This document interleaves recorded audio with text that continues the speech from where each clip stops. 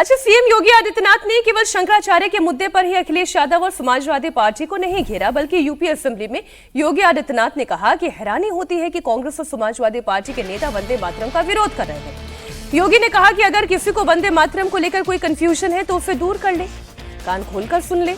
जिससे वंदे मातरम का विरोध करना है उसके लिए हिंदुस्तान में कोई जगह नहीं है। जब योगी आदित्यनाथ ने वंदे मातरम की बात कही तो उनके तेवर क्या थे वो भी आप देखिए। आप लोगों के नेता तो दुर्योधन की प्रतिमा लगाने की बात करते हैं, बाबर की कब्र में सजदा की इसका समर्थन करते हैं और वंदे मातरम का विरोध करते हैं। माफियाओं की कब्र में फतिया पढ़ने के लिए जाते हैं।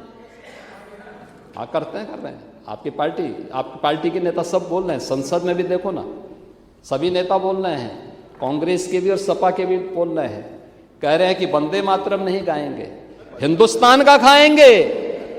पार्टी में ये लागू होना चाहिए। जैसे हम कह सकते हैं कि भारतीय जनता पार्टी के हर कार्यक्रम में वंदे मातरम का कोई अपमान नहीं कर सकता है, ऐसे ही कांग्रेस को भी डंके की चोट पे कहना चाहिए और जो व्यक्ति वंदे मातरम का विरोध करता है कान पकड़ करके उसको धक्का देकर के बाहर करना चाहिए। समाजवादी पार्टी को भी इस बात की घोषणा करनी चाहिए कि राष्ट्रगीत जिसको 150 वर्ष हो रहे हैं, वंदे मातरम का जो विरोध करेगा वो वहीं जाए जहां पर उसको ये विरोध के स्वर दिखाई देते हों। हिंदुस्तान की धरती पे तो नहीं उसको रहने का कोई अधिकार मिलना चाहिए। कल राहुल जी मैं गाना सुन रही थी, मजहब नहीं सिखाता आपस में बैर रखना।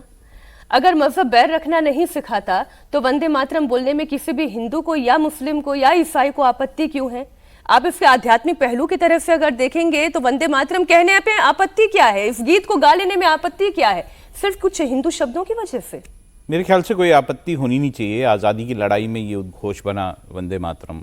बहुत सारे जितने भी हमारे योद्धा रहे आज़ादी की लड़ाई में उन सब ने वंदे मातरम कहा, तो ऐसे मुझे नहीं लगता कि इस तरह की कंट्रोवर्सी होनी चाहिए। हाँ, कई बार जब आप इस तरह की धर्म की राजनीति कर रहे होते हैं तो कुछ जो है लोग जो हैं इन सबको इश्यूज बना लेते हैं जो कि नॉन इश्यूज हैं।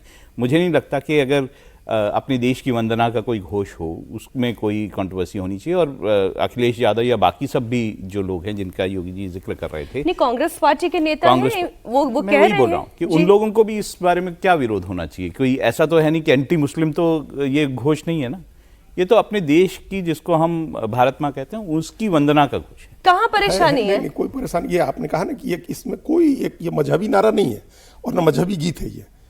ये तो राष्ट्र के, वो तो आज़ादी की लड़ाई का उद्घोष था और सबसे ज़्यादा इस्तेमाल किया गया जब बंगाल का विभाजन हुआ, उसके विरोध में इसका इस्तेमाल हुआ, उसके बाद आज़ादी की लड़ाई में इस्तेमाल हुआ और अब तो संवैधानिक रूप से ये राष्ट्रगीत है ना 1950 से। उसके पहले तो आज़ादी की लड़ाई का नारा था, जैसे जय हिंद था वैसे वंदे मातरम था।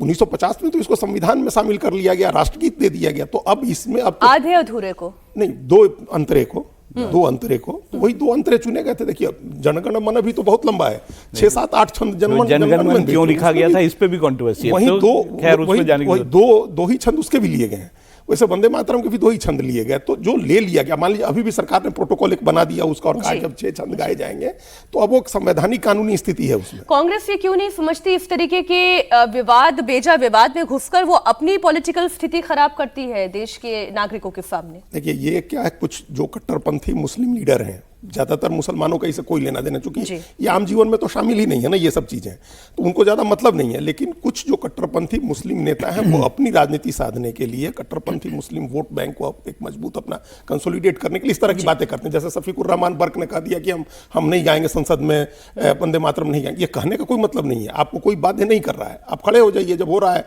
आप शामिल हो जाइए उसमें।